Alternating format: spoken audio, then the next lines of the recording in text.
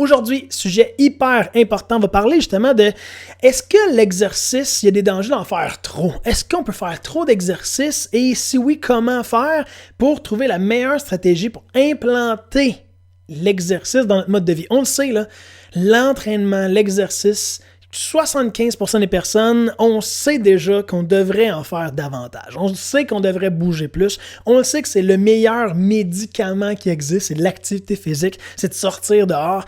Mais quand il arrive le temps de le mettre en application, entre vous et moi, là, on s'entend-tu pour dire que remplir ses papiers d'impôt, c'est parfois même plus intéressant que de faire de l'exercice? C'est vrai que l'exercice, à première vue, on sait que c'est important, mais ça peut paraître démotivant. Souvent, on met trop d'intensité, on le ferait trop souvent, on ne sait pas comment s'y prendre, on rentre dans un centre de conditionnement physique qui est hyper intimidant, sinon on le fait chez nous et on a l'impression que c'est pas efficace. Bref, on va démystifier tout ça, puis comment implanter l'entraînement d'une façon logique, d'une façon qui ferait du sens, d'une façon qu'on peut être motivé à le faire, parce que probablement que vous connaissez déjà au moins une personne dans votre entourage qui aime ça faire de l'exercice, qui aime ça faire de l'entraînement. Vous avez probablement un voisin, une voisine que vous voyez toujours passer en avant de chez vous, puis vous dites elle marche à tous les jours, beau temps, mauvais temps. Comment tu fais pour être motivé? Avez-vous ça? Écrivez oui dans la messagerie si jamais c'est le cas. Moi, j'ai ça. Dans mon quartier, il y a les personnes régulières. On les voit marcher, on les voit faire son jogging. Comment que ces personnes-là font pour être motivées par elles-mêmes? Donc, on va analyser tout ça. Si jamais vous écoutez la vidéo en rediffusion, écrivez le mot rediffusion. Pour les personnes qui sont live, écrivez « Je suis en direct » et laissez un j'aime, laissez des cœurs, laissez des émoticônes. Ça aide beaucoup l'algorithme également. Donc, on est parti sans plus attendre dans le sujet du jour. Je vais également vous faire des petits visuels. Vous le savez, j'aime ça démontrer le plus possible les choses telles qu'elles sont. Donc, on va se lancer dès maintenant, en fait. Ça va être beaucoup plus simple. On va se lancer dans le processus de l'entraînement et vous allez voir que tout ça est beaucoup plus simple qu'on le pense. Donc, globalement, à quoi ça ressemble? Il y a deux processus très importants à comprendre, le phénomène de surcompensation et le phénomène de surentraînement. Parce que oui, on peut se surentraîner. En fait, bon, là, je viens de vendre le punch, mais d'après vous, est-ce qu'on peut se surentraîner même si on s'entraîne seulement une fois par semaine? D'après vous, est-ce qu'on peut se surentraîner? Est-ce qu'on peut être plus mal en point au fil des semaines, même si on s'entraînait juste une fois semaine? Est-ce que ça peut arriver d'après vous? Donc, je vois des oui défiler. Yeah, cool. Effectivement, en fait, c'est fort possible. Ça dépend évidemment de votre niveau de condition actuelle. C'est quoi vous faites, c'est quoi vous avez décidé de faire comme activité physique. Pour ceux et celles qui ne me connaissent pas encore, je suis kinésiologue, donc je suis professionnel de la santé dans l'activité physique. C'est vraiment ma sphère. Évidemment, je suis propriétaire de Activé, une compagnie qui regroupe une tonne de professionnels de la santé et on est là pour vous aider à diminuer votre poids, votre gras tenace surtout, et réduire vos problèmes de santé. Et on le sait que dans les deux cas, l'exercice est essentiel. Donc, il faut le mettre dans notre mode de vie. Comment on fait? On va voir ça.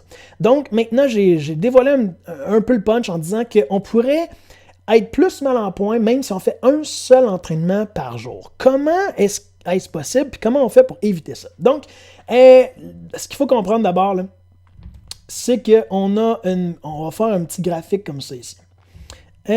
Disons que c'est comme ça ici. Sur l'axe des Y, vous avez votre niveau actuel. C'est-à-dire, votre niveau, là, ça peut correspondre à si vous êtes en forme présentement, si vous n'êtes pas en forme, c'est quoi votre niveau? Et ça va s'ajuster évidemment au fil du temps. Plus qu'on s'entraîne, en théorie, meilleur va être notre état naturel. On s'entend, vous allez avoir plus d'énergie, moins de problèmes de santé, vous allez vous sentir plus fort, vous allez être plus flexible, une meilleure vieillesse, bref. Quand je disais que le meilleur médicament qui existe au monde, puis tout le monde est d'accord avec ça, puis demandez à votre médecin, il va aussi vous le dire, c'est l'activité physique, c'est parce que votre niveau est supposé d'augmenter au fil du temps. Donc, ça, c'est le premier point. Et ensuite de ça, l'axe des X, c'est justement les phases d'entraînement. Et on va regarder ça justement en détail ensemble dès maintenant. Donc, comment ça fonctionne, ce beau graphique-là? C'est très simple en fait. OK, donc c'est très simple, c'est que lorsqu'on s'entraîne, dans un monde idéal, il existe 3 phases. Donc, il existe une phase ici, il existe une autre phase là et une autre phase là. La première phase, donc la phase numéro 1, la phase numéro 2 et la phase numéro 3, et belay, hein? Je ne suis pas le meilleur pour dessiner avec une souris. La phase numéro 1, ça va être la phase d'entraînement. Entraînement, c'est là qu'on va s'entraîner, dans la phase numéro 1. Ensuite de ça, il existe la phase de récup, donc on va l'appeler récupération, qui est comme ça ici, la phase numéro 2. Et la phase numéro 3, c'est la phase qu'on va appeler la phase de surcompensation. La surcompensation, c'est là autant en nutrition que dans le domaine de l'entraînement. Donc, ça, c'est les 3 phases. Maintenant, on va voir à quoi que ça ressemble en vrai. Donc, on va essayer de changer de couleur. Disons qu'on met ça en beau vert. Donc, lorsqu'on s'entraîne, niveau actuel, là, lorsqu'on décide de s'entraîner, disons que c'est là. Disons que ça ici, c'est 10. 10 sur 10, c'est un niveau là, où on se sent comme un athlète. Et ici, c'est 0. Disons que ça va vraiment pas bien. On a mal partout. On n'a aucune énergie lorsqu'on décide de s'entraîner. Et là, présentement, on part à un 5 sur 10. Donc, on n'est pas dans notre meilleure forme de notre vie, mais on est correct et on sait qu'on doit s'entraîner pour être en meilleure forme et qu'on doit mieux manger. Donc, ce qu'on fait, c'est qu'on va d'abord s'entraîner et dépendamment de ce qu'on va décider de faire comme type d'exercice, ce qui va arriver, c'est que dès qu'on s'entraîne, on ne va pas augmenter tout de suite. Lorsqu'on s'entraîne, c'est un peu comme un spring, on va compenser vers le bas. On va descendre à un niveau peut-être de 4 ou peut-être même de 3 ici. Donc, disons qu'on va être à la limite du 3. On va toucher le 3 qui est ici. Ce qui est important de faire, bien évidemment, c'est de s'accorder un assez long temps pour que la récupération viennent nous aider, donc le sommeil, avoir les bons nutriments, avoir une bonne nutrition, des bonnes protéines par exemple, ou des protéines végétales par exemple. Et c'est là après ça que ici, on va avoir une surcompensation. C'est-à-dire que lorsqu'on laisse le temps de la récupération d'agir, on va peut-être être rendu à un niveau 6.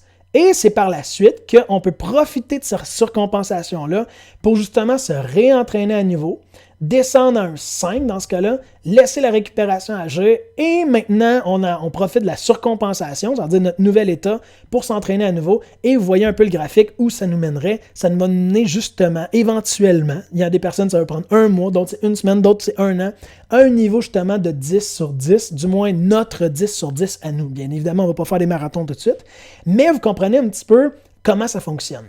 Si je peux vous l'imager d'une autre façon, d'une façon beaucoup plus simple, d'une autre façon, là, que moi je trouve que ça fait encore plus de sens. Je vais revenir à moi ici. Globalement, comment ça fonctionne, c'est souvent, lorsqu'on s'entraîne, on condense un spring. Nous, on est un spring. Donc, lorsqu'on s'entraîne, on condense le spring reste bas, et si on laisse assez de temps pour récupérer, le spring, il rebondit. Si on se réentraîne quand le spring est plus haut, on se réentraîne là, on vient de le compenser et il va se springer encore plus haut. Et le but, c'est de faire ça comme ça et d'avoir la meilleure constance possible. Est-ce que ça fait du sens jusque-là? Juste écrire oui dans les messageries si ça fait du sens, le phénomène de surcompensation. Puis si on voit pourquoi l'entraînement améliore non seulement la fatigue, mais également tous nos problèmes de santé et va nous aider évidemment à perdre plus de calories chaque jour. Fait-il du sens? Oui, ça semble bien. Yep. Donc, pour ça, par exemple, il existe 2 facteurs qui sont très, très, très importants à prendre en considération. Les 2 facteurs, c'est... Donc, le premier facteur, c'est la fréquence. La fréquence, ça, c'est le premier facteur le plus important. Un des plus importants. C'est-à-dire que dépendamment à quelle fréquence vous allez vous entraîner par semaine, ça va dicter justement si vous allez faire une bonne surcompensation ou si, au contraire, vous allez faire l'inverse. Qu'est-ce que l'inverse? On va le voir dès maintenant. L'inverse, c'est on partirait à 5 et ensuite on s'entraîne, le même phénomène arrive et là, on essaie de récupérer un peu et on se réentraîne tout de suite. C'est-à-dire, on ne laisse pas assez le temps à notre corps ou on n'a pas bien fait de sommeil ou on n'a pas bien mangé, donc notre corps n'a pas bien récupéré et on se réentraîne tout de suite. On se réentraîne, on s'en va là, on laisse peu de temps à notre corps de récupérer et on se réentraîne tout de suite. Et c'est comme ça qu'éventuellement, il y a des personnes qui vont avoir plus mal, exemple, à certains endroits, puis on a de la misère à dire que l'entraînement nous fait du bien. Je ne sais pas si ça vous est déjà arrivé, mais si, par exemple, on fait un exemple très, très rapide, si je vous disais à chaque jour, donc si la fréquence c'est à chaque jour, vous devez aller marcher, disons pendant 15 minutes. Donc, c'est à chaque jour. Mais vous devez aller marcher pendant 15 minutes. Au bout de 1 mois, pensez-vous que votre état va être amélioré? Oui ou non, d'après vous? Vous pouvez écrire oui ou non, d'après vous. Si la seule chose que je vous demande, c'est à chaque jour, si je vous demande de marcher, est-ce qu'au bout d'1 mois, vous allez vous sentir plus en énergie, vous allez être plus fier de vous, vous allez voir cette bonne condition physique-là commencer à prendre vie dans votre vie, justement.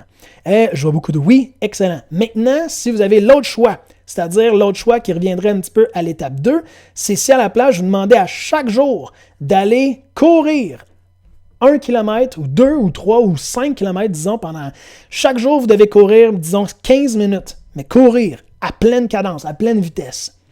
Est-ce que ça se peut que vous trouviez ça plus difficile, puis au bout de 1 mois ou au bout d'1 semaine, vous commencez à avoir mal aux genoux, vous commencez à avoir mal aux pieds, vous trouvez que votre état se désagrège, vous avez moins en moins d'énergie parce que vous n'avez pas le temps de récupérer? Ça fait du sens? Y en a-tu que est-ce que vous pensez que ça pourrait vous arriver? Donc ça, c'est parce qu'on a joué sur le deuxième volet. Le deuxième volet, on va le voir de maintenant, le deuxième volet, c'est l'intensité. Donc, quand vous faites de l'exercice, vous avez 2 choix. C'est soit que vous optez pour une fréquence qui est très, très, très régulière, donc par exemple, chaque jour, ou sinon 3 fois semaine, 4 fois semaine, 5 fois semaine, et peu d'intensité, ou sinon vous optez pour l'inverse. Vous optez pour énormément d'intensité et peu de fréquence, pour laisser le temps justement à votre corps de revenir. Si vous optez pour beaucoup d'intensité, ce que ça va faire en concret, là, je vais essayer de prendre une autre couleur, disons un beau rose. Ce que ça va faire si vous optez pour beaucoup d'intensité, c'est que lorsque vous allez vous entraîner et que vous êtes ici, un entraînement va vous amener plus bas que 3. Parce que c'est beaucoup plus intense. Donc, ça va vous prendre encore plus de temps pour récupérer et il va falloir que vous fassiez encore plus attention à votre alimentation et à votre sommeil pour rejoindre justement le phénomène de surcompensation. Fait que ça vous prend plus de temps parce que ça vous amène plus bas parce que c'est plus intense. Ça, c'est de faire attention. Alors que si c'est plus fréquent, bien évidemment, votre intensité va être moins haute et on va pouvoir le faire plus fréquemment pour aller chercher les résultats. Maintenant, j'ai une question qui est très, très, très, très simple. Globalement, là, dites-moi quel scénario vous préférez le plus. Le scénario 1, c'est la fréquence, donc plus de fréquence. Donc, plus de fréquence, par exemple, 5 fois par semaine, avec et disons, mettons que c'est 10 minutes par jour. Ouais, 5 fois semaine, 10 minutes par jour. Et ce que vous faites, c'est peu intense. Vous avez le choix entre faire cette solution-là ou de faire l'autre solution, donc la numéro 2, qui est, exemple, peu de fréquence. Donc, on va enlever le petit plus parce que ça mêle. Là. Disons, 2 fois semaine, 1 heure par séance. Non, 1 heure par séance. Et la séance est très intense. Très intense. Lequel de ces 2 solutions-là, lequel de ces deux stratégies-là, pensez-vous avoir plus de résultats? Est-ce que vous pensez avoir plus de résultats? Motivation. Est-ce que vous pensez le faire plus si vous le faites tous les jours, seulement 10 minutes par jour et c'est peu intense? Ou est-ce que vous pensez que ce serait plus réalisable si vous faites juste 2 fois semaine de l'entraînement, donc pas tous les jours, mais c'est 1 heure par séance et c'est 1 heure très intense. À lever des poids, sauter, aller courir, marcher intense dans une montagne, etc., etc. Lequel vous pensez que ça va aider à atteindre la personne que vous voulez être, à avoir les résultats que vous voulez, à aller perdre le poids que vous voulez, à aller diminuer vos problèmes de santé. Lequel vous pensez que c'est le meilleur? 1 ou 2? Écrivez-moi le chiffre dans la messagerie, dans les commentaires à l'entour de la vidéo. Même si vous l'écoutez en rediffusion, mettez-le dans les commentaires à l'entour de la vidéo. Je suis très curieux. Je vois beaucoup de 1. Ben, c'est un peu ça, en fait. Vous le savez probablement, chez Activé, en fait, on offre... Là, je vais essayer de revenir à moi. Yep, c'est fait. Cool. Chez Activé, en fait, vous le savez, il y a des personnes qui sont là présentement, qui sont abonnées à nos exercices sprint. Globalement, là, lorsqu'on fait... Il n'y a pas une bonne puis une mauvaise façon de faire. Là. C'est juste qu'il faut jouer avec la motivation aussi à un certain point. Pour les personnes qui sont abonnées à notre programme qui s'appelle Exercice l'exercice sprint, globalement, c'est quoi?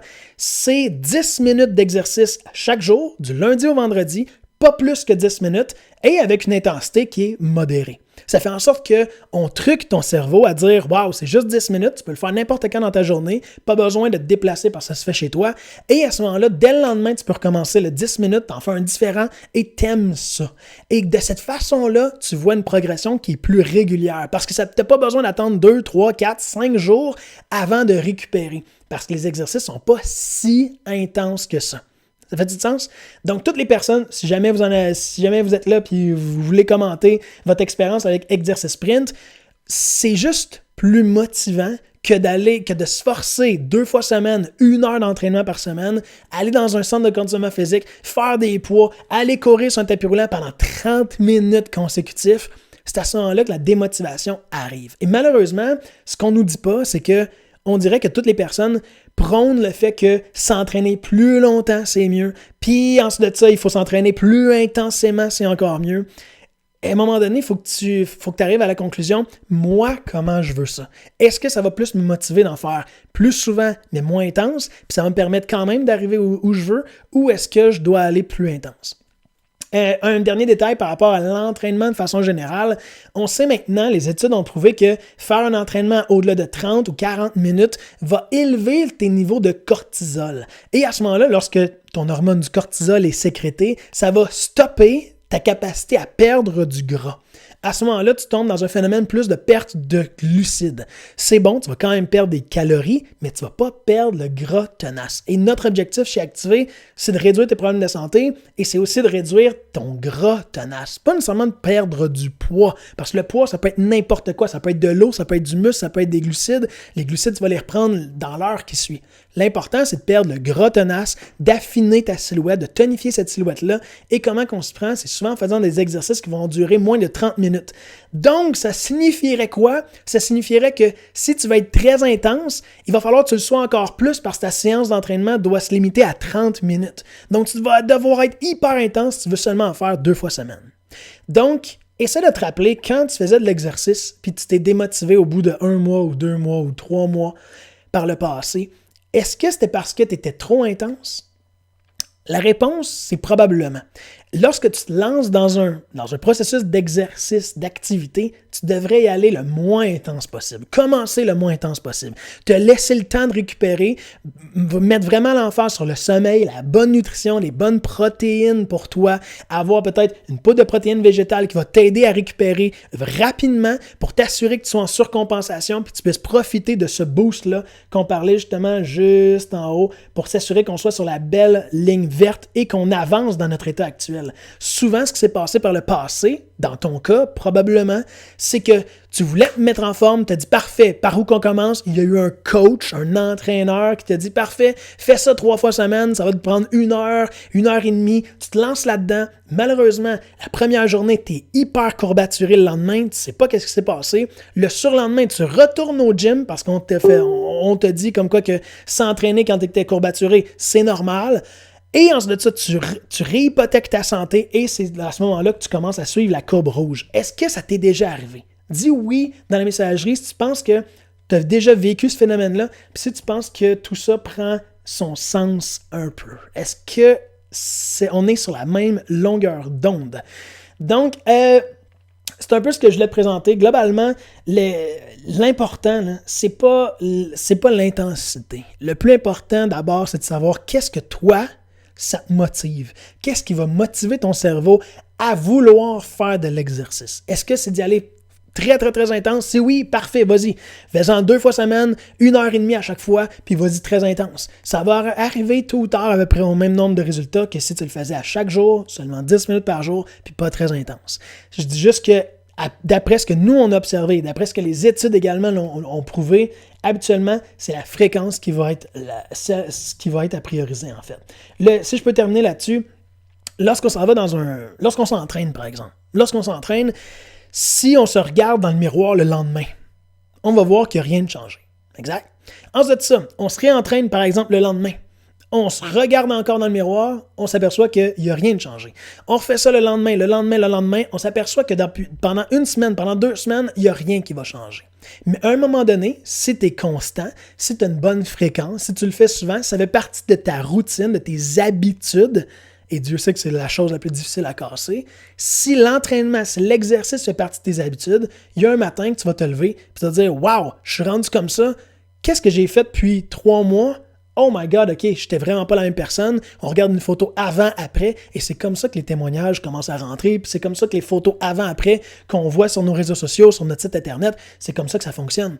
On a été capable de truquer votre cerveau et de vous motiver intrinsèquement par vous-même à mieux manger ou à mieux vous entraîner puis à le faire d'une façon qui est plus plaisante et non en faisant du tapis roulant ou en courant 30 minutes par jour. Fait-tu du sens? Donc, voilà un peu ce que je voulais parler aujourd'hui. Ça fait déjà 23 minutes. Donc, je vais arrêter ça à ce moment-ci. Si jamais, bien important, là, si jamais vous êtes perdu avec l'entraînement, vous le savez que vous devez le mettre dans votre mode de vie. Vous savez que ça devrait faire partie de vos habitudes, mais vous ne savez pas trop par où commencer. Quel exercice faire? Qu'est-ce qui serait bon pour vous? Vous avez peut-être une condition physique particulière, vous avez peut-être une hernie discale, un problème de genou, peut-être, peu importe. Je vous encourage à fixer un appel téléphonique avec un des membres de notre équipe. C'est 100% gratuit, il n'y a pas de pression. On va te poser beaucoup de questions pour savoir qu'est-ce qui devrait être la meilleure stratégie pour toi. On est des professionnels, donc notre but, c'est de t'aider, littéralement. Donc, c'est gratuit. Je vais laisser le lien à l'écran. Donc, c'est www.acti-v.ca/appel gratuit. Donc, c'est ça ici. Vous pouvez le mettre devant, l'écrire sur une note devant vous.